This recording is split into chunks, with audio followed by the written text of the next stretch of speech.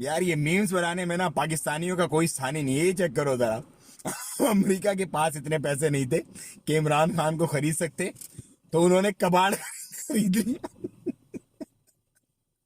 और ये वाली चेक करो कि नवाज शरीफ बिल्कुल फिट करार लंदन से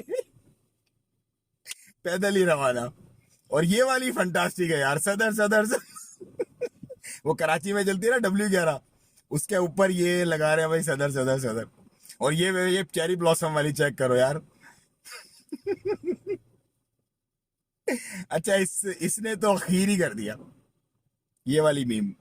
अब एक इंटरनेशनल मीम आपको मैं दिखाता हूँ, जो कि अमेरिका से रिलेटेड है, इन्फ्लेशन से रिलेटेड। ये वाली स्नूप डॉग की फोटो लगा दी उसके ऊपर और इन्फ्लेशन बना दिया उसको। कहाँ से लाते हो यार तुम इतना दिमाग, मतलब कैसे चलता है इतना दिमाग तुम्हारा, कसमें। बहुत क्रिएटिव कॉम है भाई ये।